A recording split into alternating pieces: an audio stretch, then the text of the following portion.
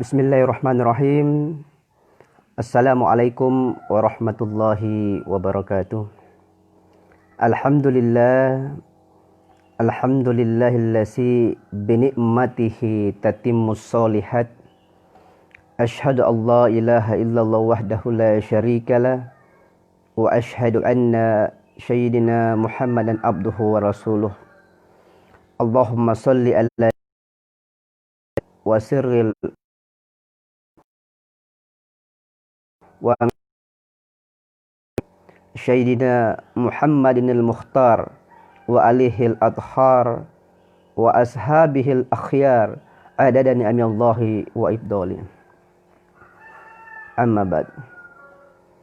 Alhamdulillah, kaum muslimin dan muslimat, sahabat Facebook dimanapun Anda berada, pada kesempatan pagi ini, pada hari yang keempat atau puasa yang keempat di bulan suci Ramadan, kita bisa bersua kembali lewat channel motivasi dan dakwah ini, melanjutkan pembahasan pada video sebelumnya, bagaimana kita harus menjadikan momentum bulan suci Ramadan untuk optimalisasi sholat kita. Optimalisasi dari sisi awal waktu, sholat di awal waktu atau tepat pada waktunya, sholat ketika setelah azan berkumandang, itu harus kita biasakan momentum Ramadan ini, di momentum Ramadan. Yang kedua, sholat berjamaah harus kita biasakan bersama keluarga atau di masjid. Yang ketiga, optimalisasi dari segi kehusyukan. Nah, inilah dari segi kehusyukan inilah yang coba kita jelaskan beberapa hal agar kita bisa mendapatkan atau merasakan sholat khusyuk dalam sholat-sholat kita. Kita tentu baru saja melaksanakan sholat subuh saat ini. Pertanyaannya adalah, apakah sholat subuh yang kita lakukan itu sudah khusyuk atau belum? Tentu jawabannya ada pada diri Anda sendiri. Hanya Anda yang tahu bagaimana suasana kebatinan yang Anda rasakan pada sholat tadi. Kemudian pertanyaan yang kedua, apa-apa yang harus kita lakukan? Adab apa yang harus kita lakukan agar kita bisa merasakan, menikmati sholat kita, sehingga sholat yang kita lakukan termasuk dalam sholat yang khusyuk. Saya sudah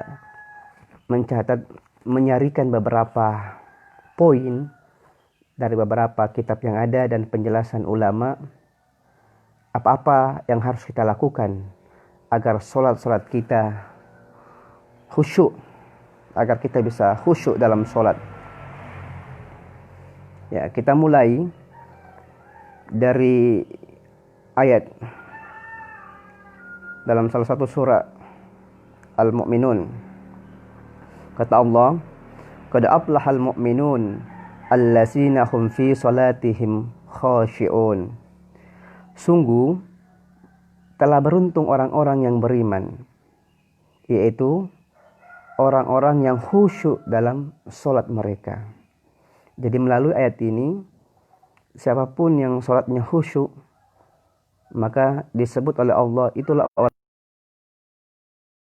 Maka wajib bagi kita adanya untuk belajar,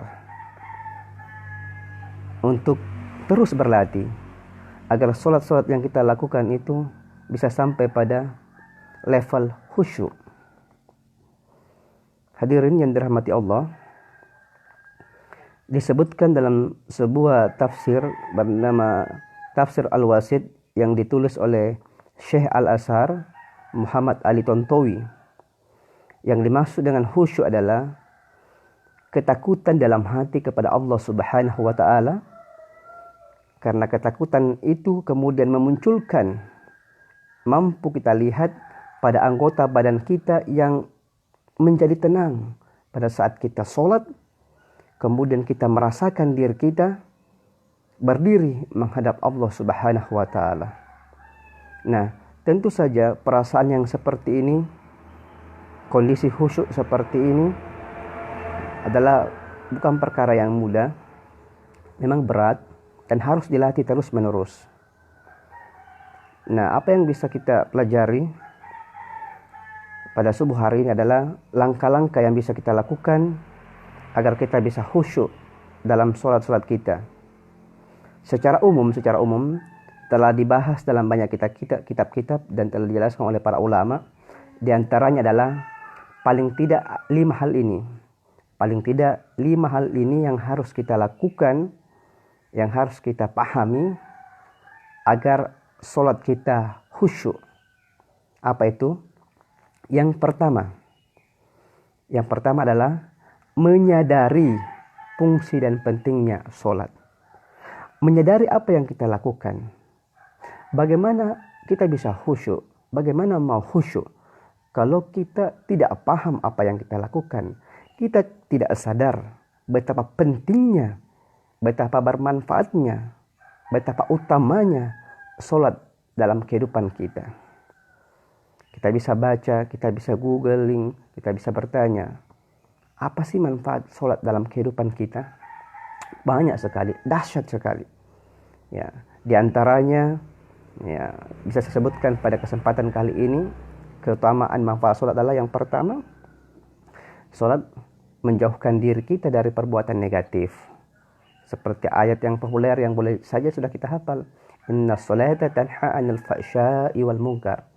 Sholat dapat mencegah diri dari perbuatan keji dan mungkar. Al-Ankabut ayat 45. Sholat juga dapat menambah nikmat bagi seorang hamba.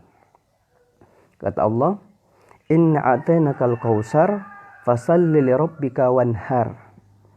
Sesungguhnya kami telah memberi nikmat yang banyak padamu, maka sholatlah dan berkurbanlah. Jadi sholat itu bukti kesyukuran kita kepada Allah Subhanahu wa taala atas nikmat yang banyak yang diberikan kepada kita. Kita sholat berarti kita bersyukur atas nikmat kesehatan yang diberikan kepada Allah. Kita sholat sebagai bukti kesyukuran atas harta yang diberikan kepada kita. Kita sholat atas nikmat keluarga, anak-anak, dan sebagainya. Maka jika kita telah diberikan oleh Allah salah satu bentuk kesyukuran dari semua nikmat ini, dan tentu dengan kita sholat sebagai bentuk kesyukuran kita, di ayat lain ya, yang juga populer, la in syakartum la azidannakum wa la in kafartum inna azabi lasyadid. Siapa yang bersyukur atas nikmatku, maka kutambahkan. Dan barang siapa yang kufur, ya, tidak bersyukur, maka ketahuilah siksaku amat pedih. Maka orang-orang yang sholat adalah orang-orang yang mensyukuri nikmat Allah, dan orang-orang yang mensyukuri nikmat Allah akan ditambahkan nikmatnya. Nah, itu salah satu keutamaan sholat, menambah nikmat kita. Kemudian juga sholat bisa menjadi penolong atas semua kesulitan hidup kita. Tidak hanya kesulitan hidup ya, rumah tangga, bahkan sampai bisnis kita dan sebagainya. Allah berfirman, wasta'inu bis-sabri was-shalah. Jadikanlah sabar dan sholat sebagai penolongmu, penolong kesulitan hidup apapun bentuknya, maka sholatlah. Di sana ada jalan keluar atas segala permasalahan kita. Di sana ada nikmat, di sana ada berkah. Ya, dengan kita sholat, insya Allah kita akan dikuatkan oleh Allah untuk mengatasi masalah kehidupan kita. Apalagi keutamaan, apalagi manfaatnya sholat.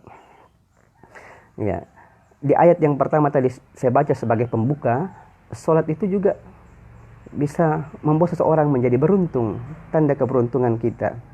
Qad aflahal mu'minun allazina hum fi sholatin khashi'un. Ya, beruntunglah orang-orang yang beriman. Siapa itu? Orang-orang yang khusyuk dalam sholatnya. Jadi memang ya, banyak orang yang sholat tapi mungkin tidak beruntung. Dan orang yang beruntung dalam sholatnya adalah orang yang khusyuk. Makanya penting kiranya kita belajar dan berlatih bagaimana khusyuk dalam sholat itu. Kemudian yang kelima, keutamaan manfaatnya sholat adalah dari segi kesehatan. Ya, ini ilmiah. Mungkin di kesempatan lain kita akan bahas lebih panjang bagaimana sholat ditinjau dari segi ilmiah, terutama kesehatan ini. Paling tidak saya sampaikan bahwa gerakan-gerakan sholat itu ya mengandung sisi relaksasi. Ketika kita gerakannya sempurna, maka kita akan merasakan rileks di tubuh kita. Bagi Anda yang suka migrain, sakit kepala, pusing, itu boleh jadi aliran darah itu tidak sampai atau kurang, suplai darah kurang ke otak. Jantung kurang mampu mensuplai darah ke otak. Makanya rajin-rajinlah bersujud. Ketika sujud kita sempurna, maka suplai darah itu akan tersembur, ya, akan mengalir dengan baik masuk ke dalam otak-otak kita, sehingga pusing-pusing, migran-migran itu insya Allah akan hilang dengan kita bersujud. Jadi kalau pusing-pusing ya jangan langsung minum obat, coba ambil air wudhu, kemudian sholat dengan khusyuk, sholat dengan gerakan sempurna, maka aliran darah akan mengalir dengan baik ke otak. Begitupun juga sendi-sendi yang lain. Nah, itulah efek relaksasi dalam sholat. Nah, maka penting bagi kita meyakini keutamaan-keutamaan, manfaat-manfaat yang dahsyat dari sholat itu sendiri. Dengan kita memahami manfaat dari sholat, dengan kita memahami keutamaannya sholat, maka kita akan khusyuk dalam sholat kita.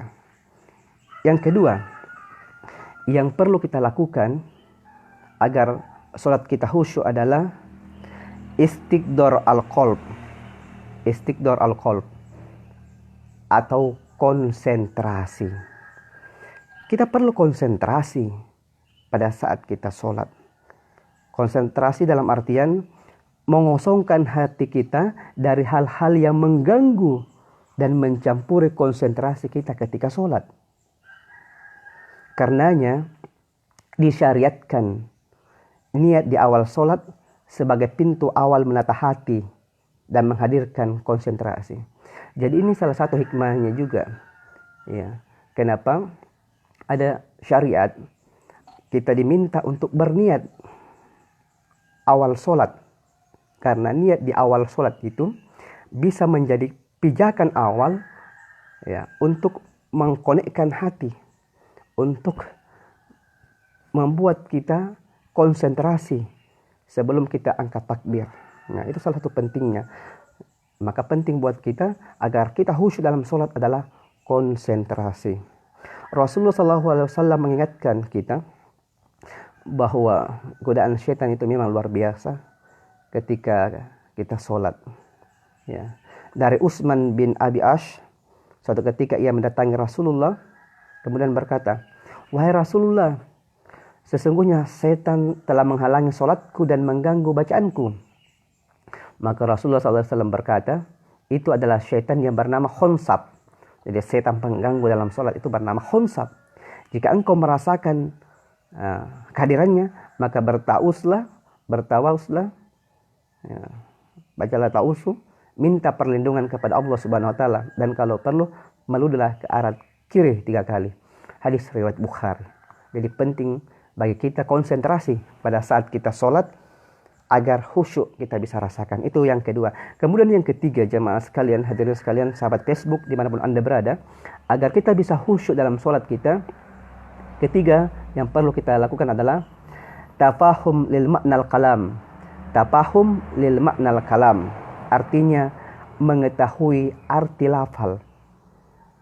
Pertanyaannya sekarang, sejak kita belajar sholat sampai hari ini, apakah lafal-lafal, bacaan-bacaan dalam sholat kita itu sudah kita pahami atau belum? Itu pertanyaannya.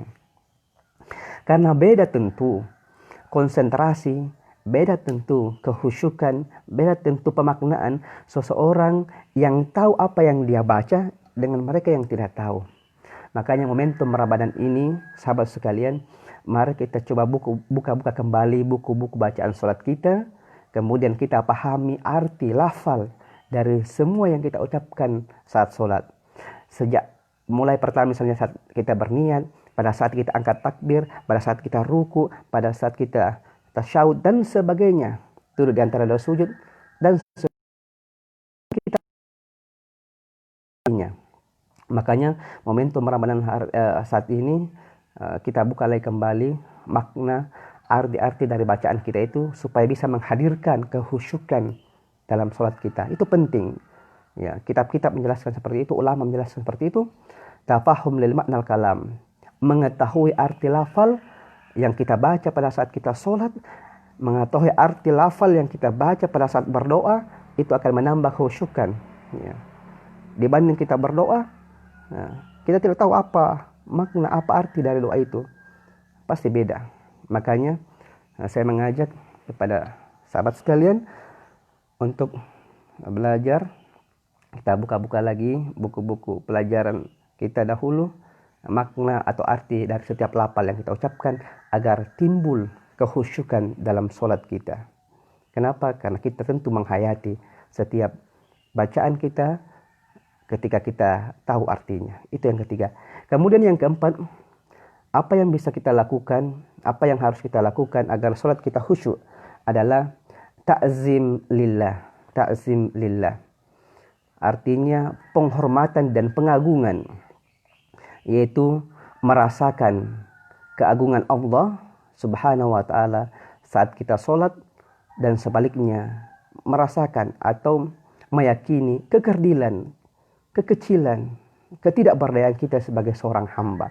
Pada saat kita angkat takbir hingga kita salam, itu artinya kita sedang menghadap raja di raja, menghadap pejabat saja, menghadap bupati saja misalnya, kita segan, kita takut untuk banyak gerak, bahasa diatur, mimik diatur dan sebagainya.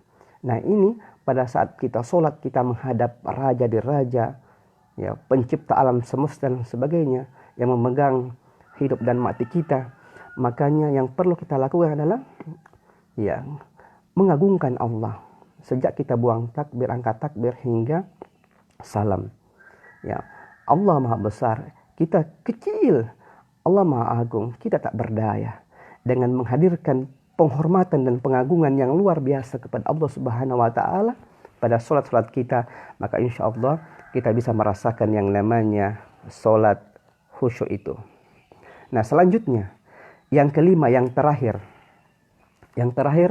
yang bisa kita lakukan atau yang harus kita lakukan agar sholat kita khusyuk adalah zikrul maut. Zikrul maut atau mengingat mati. Rasakan dan hadirkan ketika kita sholat bahwa sholat yang kita kerjakan itu adalah bisa jadi sholat yang terakhir. Saya ulangi, ketika kita sholat maka rasakan dan hadirkan keyakinan bahwa boleh jadi ini adalah sholat yang terakhir yang saya lakukan. Mungkin tidak ada lagi kesempatan untuk sholat, maka sholat ini harus saya persembahkan menjadi sholat yang terbaik di hadapan Allah Subhanahu wa ta'ala. Seperti itu. Perasaan ini tentu akan menumbuhkan suasana kebatinan yang luar biasa. Dan itu akan membantu kita lebih khusyuk dari sebelumnya. Saya ulangi, yang kelima, syarat atau adab yang harus kita lakukan, hadirkan pada saat kita sholat agar khusyuk adalah zikrul maut, mengingat mati. Persembahkanlah sholat yang terbaik, hadirkan keyakinan bahwa boleh jadi ini sholat yang terakhir buat saya, maka saya akan persembahkan sholat yang terbaik kepada Allah Subhanahu wa ta'ala. Saya akan berdoa yang terbaik kepada Allah Subhanahu wa ta'ala. Dengan begitu, dengan menjalankan yang 5 ini, maka insya Allah kita akan khusyuk dalam sholat kita. Jadi saya ulangi sebagai kesimpulan, 5 hal yang perlu kita lakukan supaya sholat kita menjadi khusyuk adalah: 1. Menyadari fungsi dan keutamaan sholat. Pahami dengan baik apa manfaatnya, apa keutamaannya dari sholat itu. Sungguh dahsyat. Dengan begitu kita akan fokus dan konsentrasi khusyuk dalam sholat. Yang kedua, yang perlu kita lakukan agar khusyuk dalam sholat adalah istihdor al-qalb, ya, fokus, konsentrasi pada saat sholat. Kemudian yang ketiga, yang perlu kita lakukan adalah tafahum lil makna kalam, mengetahui arti lafal yang kita sampaikan, mengetahui arti bacaan yang kita baca. Nah, itu penting agar kita khusyuk. Yang keempat adalah ta'zim lillah. Pada saat kita sholat, hadirkan penghormatan dan pengagungan kepada Allah Subhanahu wa Ta'ala. Allah yang Maha Kuasa, kita tidak berdaya. Allah Maha Besar, kita kecil. Kemudian yang kelima, sikrul maut, mengingat mati. Dengan begitu insya Allah kita akan dimudahkan dan kita akan mendapatkan sholat khusyuk kepada Allah Subhanahu wa Ta'ala. Nah, ini memang berat karena tantangannya tadi. Ada saja setan yang bisa mengganggu kita. Ya, di mana lagi kesibukan, mana lagi pikiran-pikiran, maka terus berlatih. Semoga dengan melakukan 5 hal ini, insya Allah sholat kita khusyuk dan kita dimasukkan dalam golongan orang-orang yang beruntung. Qad aflahal mu'minun allazina hum fi sholatihim khashi'un. Ya, sungguh beruntung orang-orang yang beriman, orang-orang yang khusyuk dalam sholatnya. Ini saja ya, sebagai pengingat buat diri pribadi dan buat sahabat saya. Semoga bermanfaat. Selamat menjalankan ibadah puasa. Semoga kita diberikan kesehatan, kekuatan sehingga bisa menjalankan sisa-sisa Ramadan ini. Baru 4 hari, masih panjang. Ya, mudah-mudahan kita dikuatkan dan bisa bersua di waktu-waktu yang akan datang. Terima kasih. Mohon maaf sekiranya ada kekurangan. Semoga video ini bermanfaat buat saya pribadi dan buat Anda semua. Akhirul kalam, wabillahi taufik wal hidayah. Wassalamualaikum warahmatullahi wabarakatuh.